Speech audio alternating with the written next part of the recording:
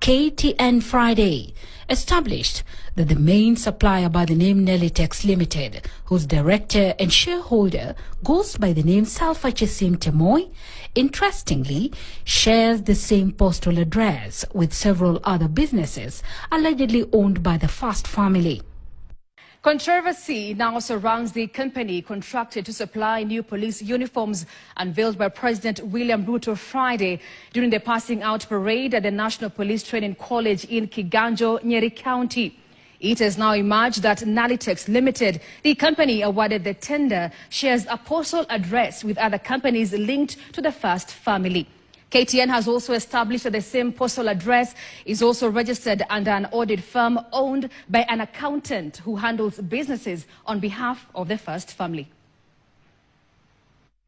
Just a day after the Standard newspaper lifted the lead on the company contracted to supply the new police uniforms said to cost millions of shillings, KTN Friday established that the main supplier by the name Nelitex Limited, whose director and shareholder goes by the name Salfachisim Temoy, interestingly shares the same postal address with several other businesses allegedly owned by the Fast family. A further search of the controversial postal address on the internet redirected us to an auditing firm by the name Taylor Alusala and Company, located at the Shankades House along Moi Avenue.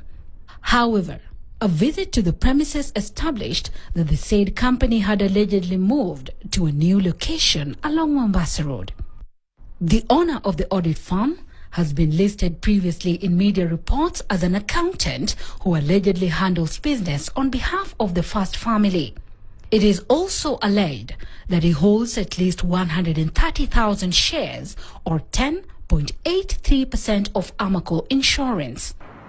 Interestingly, despite the company's location as captured in the business registration service, indicating that it is domiciled at a Fadi house along ICD Road in Nairobi, a visit to the said address established that there was no company by that name listed as one of its tenants. The postal address 7766-00200, registered to the contracted company, is also the same address that belongs to some luxury apartments by the name Urban Grove, located along Nairobi's Langata Road. It is also alleged they belong to the Fast family.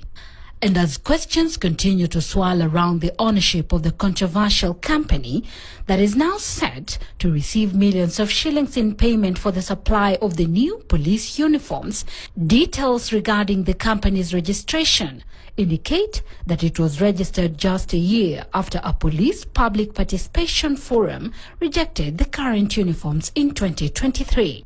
General duty officers are set to adopt the new uniform unveiled by President William Ruto Friday during a pass-out parade at the National Police Training College in Kiganjo, Nyeri County from next week.